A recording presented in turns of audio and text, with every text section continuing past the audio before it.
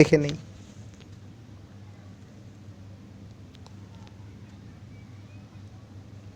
প্রথম প্রশ্ন, শ্রীযুক্ত জয়রাম মুখোপাধ্যায়ের আদিবাস কোথায় ছিল? তোমরা সকলেই জানো এটা আদরিণী গল্প থেকে নেওয়া হয়েছে। দেখো অপশানগুলো, ১ বরিশাল, মানে ক অপশান যেটা সেটা বরিশাল, খ খুলনা, গ যশোর, আর ঘ ঢাকা। তো কি উত্তর হবে এখানে? তোমরা সকলেই জানো উত্তর গ। উত্তর গ এটার অ্যান্সার, যশোর।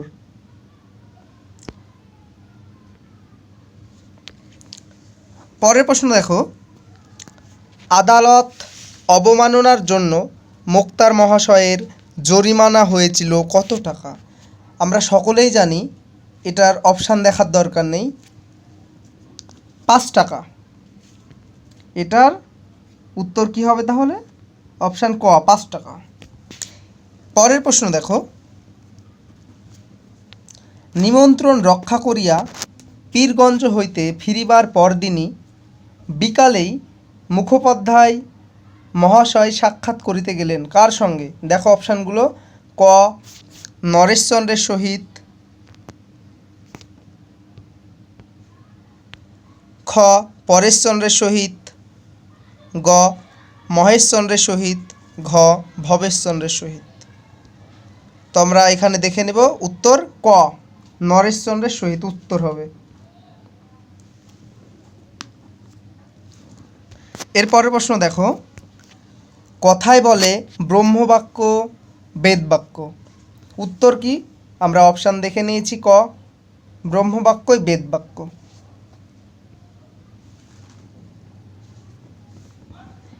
এরপরের প্রশ্ন দেখো,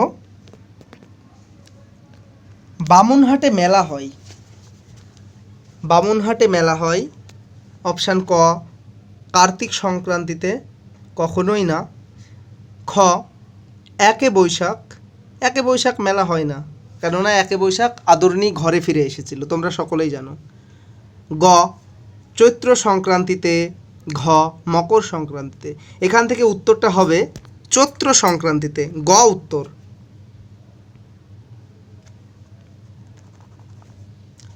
এরপরে প্রশ্ন, মহাভাষ্য কার লেখা?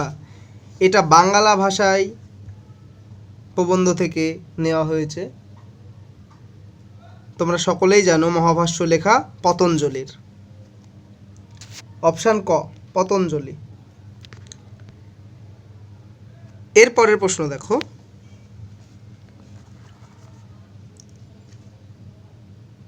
বাংলা ভাষা প্রবন্ধটির লেখক কে? ক ঈশ্বরচন্দ্র বিদ্যাসাগর, খ স্বামী বিবেকানন্দ, গ রামমোহন রায়, ঘ বঙ্কিমচন্দ্র চট্টোপাধ্যায়। তো আমাদের সিলেবাসে, আমাদের পাঠ্য সিলেবাসে আমরা জানি একটি প্রবন্ধ রয়েছে, সেটা বাংলা ভাষা, তার লেখক হচ্ছে স্বামী বিবেকানন্দ। তাহলে আমাদের উত্তর হবে খ স্বামী বিবেকানন্দ।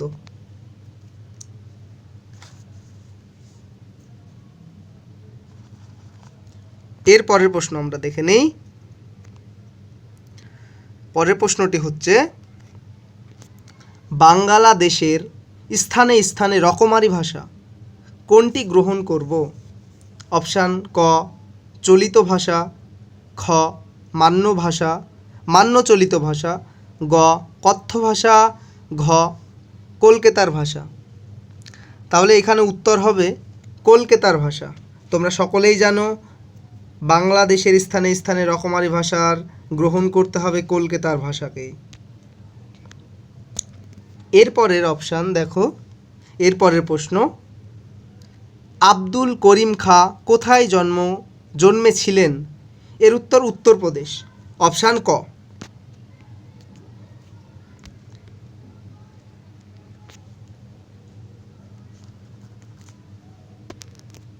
এরপরে দেখো, কবির মানুষকে কোন পথে থাকতে বলেছিলেন?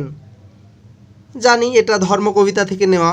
কবির মানুষকে সত্যের পথে থাকতে বলেছিলেন, অপশান গ হবে উত্তর, এর গ উত্তর হবে।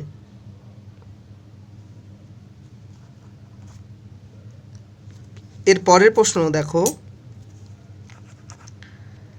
ভ্যান গঘের ধর্ম ছিল উন্মাদনা। ভ্যান গঘ ছিলেন একজন অপশান ক কবি, খ সাহিত্যিক, গ চিত্রশিল্পী, ঘ সঙ্গীত বিশারদ। এখানে আমরা অপশান বেছে নেব চিত্রশিল্পী, অপশান গ। এর পরের প্রশ্ন,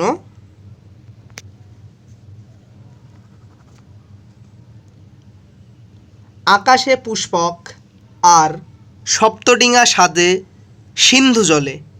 এখানে পুষ্পক কি? অপশান ক অশ্ব, অপশান খ ধনুক, অপশান গ রথ, অপশান ঘ দ্বীপ। উত্তর হবে এখানে অপশান গ। কি হবে তাহলে? পুষ্পক হচ্ছে রথ। এর পরের প্রশ্ন দেখো,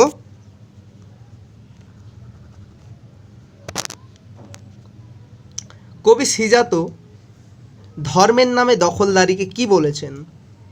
ক প্রতিষ্ঠান বিরোধিতা, খ প্রতিষ্ঠান নিরপেক্ষতা, অপশান গ প্রতিষ্ঠান সহমর্মিতা, অপশান ঘ প্রতিষ্ঠান আনুগত্য। এখানে উত্তর হবে ঘ প্রতিষ্ঠান আনুগত্য।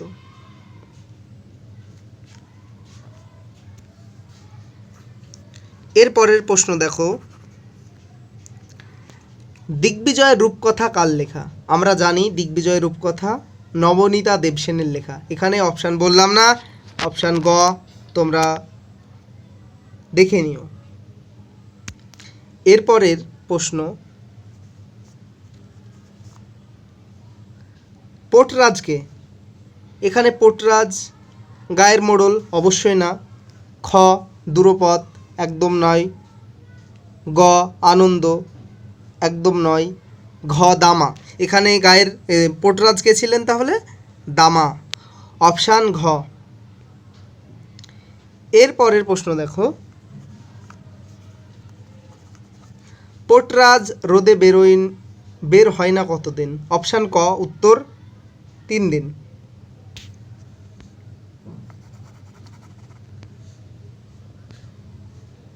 পরের প্রশ্ন, যখন সময় সুবিধের না তখন কি করতে হবে? অপশান ক ব্যস্ত হতে হবে, খ নিদ্রা যেতে হবে, গ আনন্দ করতে হবে, ঘ সমঝে পার করতে হবে। অপশান ঘ সমঝে পার করতে হবে। এর পরের প্রশ্ন, বর্ণনামূলক ভাষাবিজ্ঞান আলোচনা করে কি নিয়ে? বর্ণনামূলক ভাষাবিজ্ঞান আলোচনা করে সমকালীন ভাষার গঠন রীতি নিয়ে, অপশান খ। এর পরের প্রশ্ন, বাকযন্ত্রের সাহায্যে ধ্বনিগুলির উচ্চারণ আলোচিত হয় কোথায়?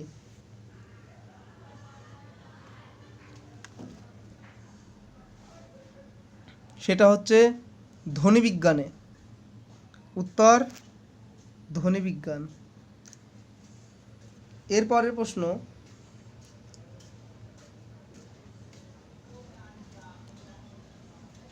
বাংলা উচ্চারণে অর্ধ স্বরের সংখ্যা কটি? বাংলা উচ্চারণে অর্ধ স্বরের সংখ্যা কটি? অপশান ক 3টি, অপশান খ 8টি, অপশান গ 4টি, অপশান ঘ 6টি। এখানে উত্তর হয়ে যাবে অপশান গ। অপশান গতে কি আছে দেখে নিই আমরা, 4টি। এর পরের প্রশ্ন,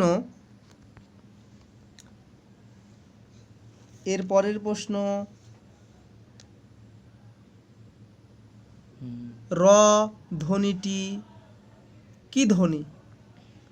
কম্পিত ধ্বনি, পার্শ্বিক ধ্বনি, উষ্ণ ধ্বনি, তাড়িত ধ্বনি।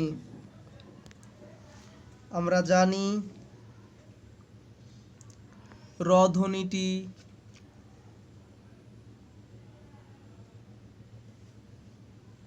অপশান ক হবে কম্পিত ধ্বনি। কম্পিত ধ্বনি। এর পরের প্রশ্ন,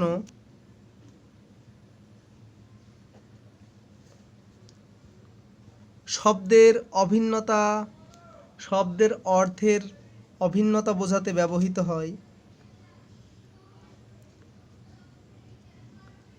ব্যাপকার্থতা, বিপরীততা, সমার্থকতা, শব্দার্থতা। উত্তর হবে শব্দের অভিন্নতা, মানে একটি শব্দ ভিন্ন অর্থ বহন করে না, এটাই বোঝাচ্ছে। তার মানে সমার্থকতা, শব্দের অর্থের অভিন্নতা বোঝাতে সমার্থকতা ব্যবহৃত হয়। তাহলে অপশান গ।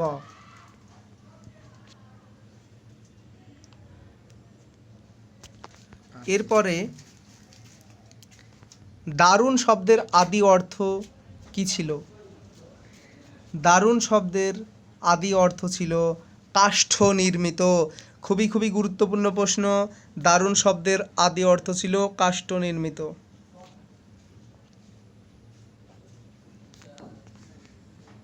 এরপরের প্রশ্ন,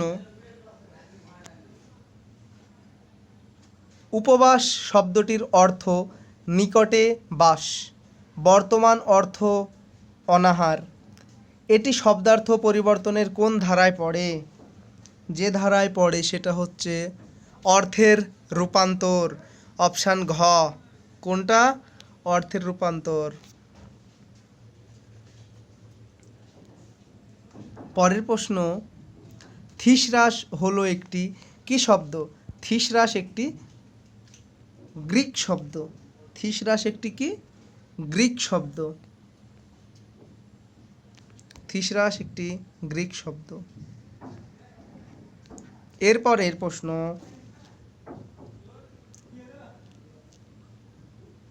শব্দার্থের প্রথম ভাগটির নাম কি?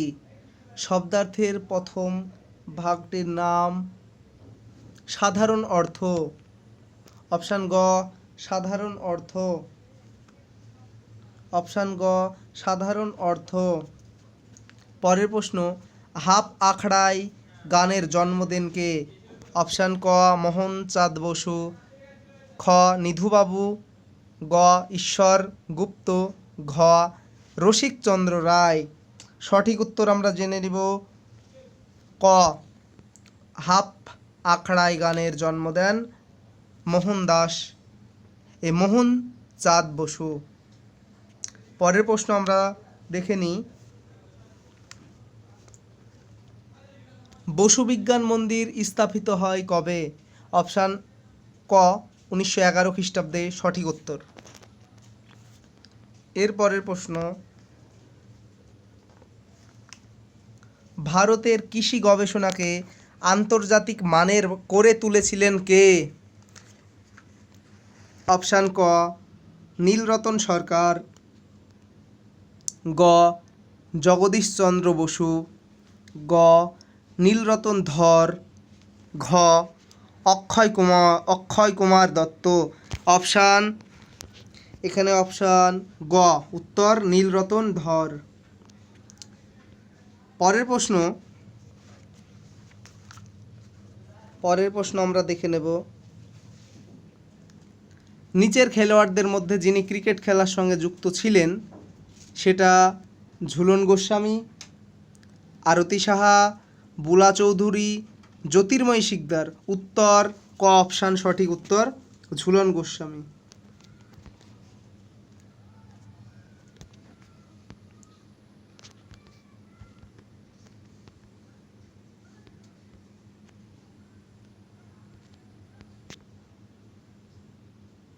এরপরে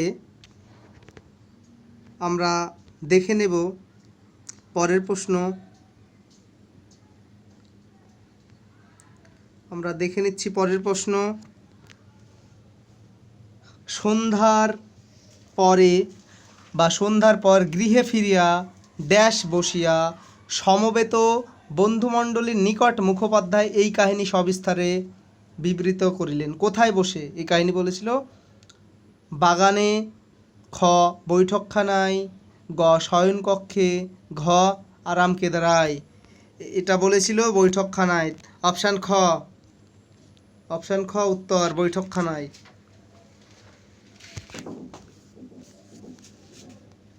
এর পরের প্রশ্ন, যারা শূন্যস্থান এসেছেন তারা সকলেই সাধারণ লোকের ভাষার সাধারণ শিক্ষা দিয়েছেন। এটা অপশান ঘ উত্তর হবে, লোকহিতায় শিক্ষা দিয়ে গিয়েছেন, অপশান ঘ।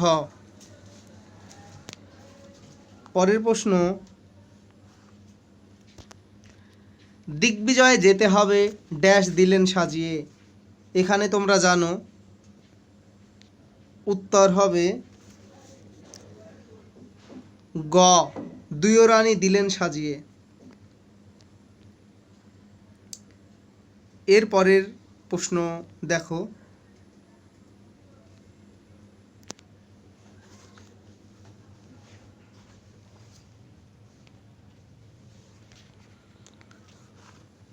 পরদিন বেলা 7টার সময় হস্তিনী আসিল, তাহার নাম আদরিণী। 2, এমন সময় সেই পত্রবাহক ভৃত্য ফিরে আসিয়া বলিল, হাতি পাওয়া গেল না। 3, বাড়িতে হাতি আসিবা মাত্র পাড়ার তাবড় বালক বালিকা আসিয়া বৈঠকখানার উঠানে ভিড় করিয়া দাঁড়াইল। তারপরে শহর হইতে 2-3 কোষের মধ্যে 2-3 জন জমিদারের হস্তি ছিল। এইখানে পরপর সাজাতে হবে। তো তোমরা দেখো, এখানে প্রথমে 2-1টা হবে, এমন সময় সেই পত্রবাহক ভৃত্য ফিরে আসিয়া বলিল। এরপরে 4 হবে, শহর হইতে 2-3 কোষের মধ্যে 2-3 জন জমিদারের হস্তি ছিল। এরপরে 1 হইবে, পরদিন বেলা 7টার সময় হস্তিনী আসিল, তাহার নাম আদরিণী। এরপরে 3 নম্বর হবে যে বাড়িতে হাতি আসিবা মাত্র পাড়ার তাবড় বালক বালিকা আসিয়া বৈঠকখানা। তাহলে অপশান গ উত্তর হয়ে যাবে, অপশান গ। এর পরের প্রশ্ন,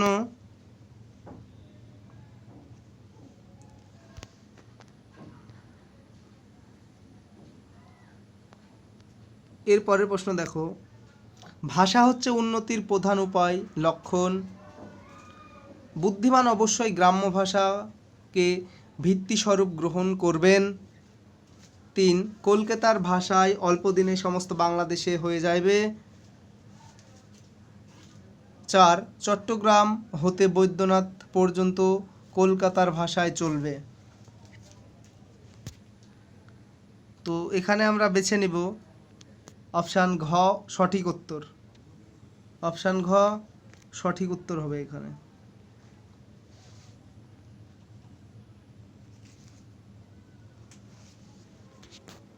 এর পরের প্রশ্ন,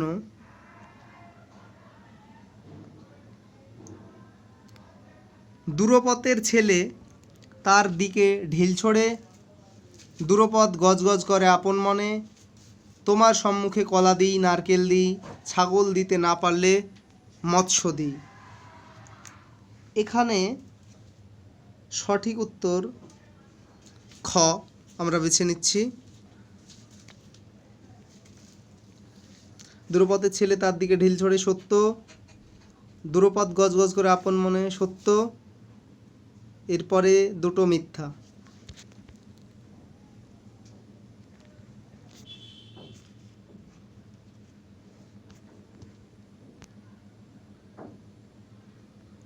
এরপরের প্রশ্ন দেখে নাও,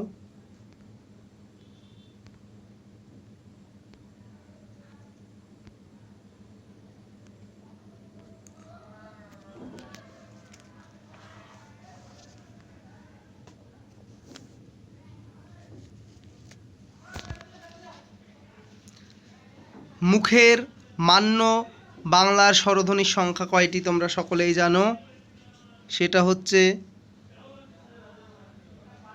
7টি। খণ্ডধ্বনির অপর নাম কি দেখো, সেটা হচ্ছে বিভাজ্য ধ্বনি। 2-এর এ কোথায় আছে দেখে নাও। এরপরে একের বেশি স্বরধ্বনির সমন্বয়ে সৃষ্টি হয় কি দেখে নাও, যৌগিক স্বরধ্বনি। এরপরে বাক্যে সুরের ওঠা পড়াকে বলে সুরতরঙ্গ। তাহলে আমরা এখান থেকে দেখতে পাচ্ছি খ উত্তর। তোমরা ভালো করে এগুলো ভালোভাবে প্র্যাকটিস করো, আশা করছি কমন পেয়ে যাবে অনেকগুলোই। এর পরের প্রশ্ন,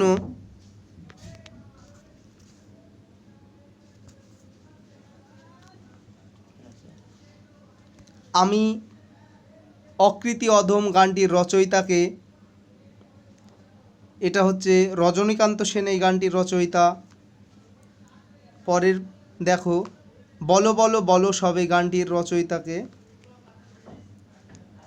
দেখো, অতুল প্রসাদ সেন।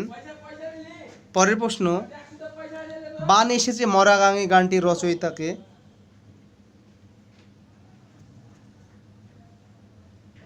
মুকুন্দ দাস। এরপরে, ও দয়াল বিচার করো গানটির রচয়িতাকে?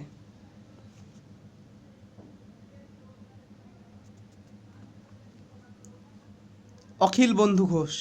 তাহলে আমরা এখান থেকে জেনে নিব খ উত্তর। পরের প্রশ্ন দেখো, আমার জন্য অপেক্ষা করো কারণ সময়টা খুব সুবিধের না। এর সঠিক উত্তর কি হবে?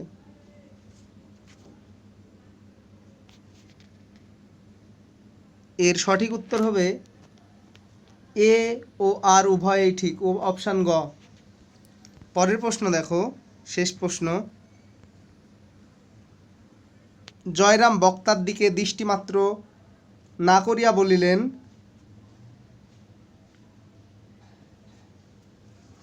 না, গরুর গাড়িতে চড়ে আমি যাব না, যদি হাতি চড়ে যেতে পারি তবেই যাব, নইলে এই বিবাহে আমার যাওয়াই হবে না।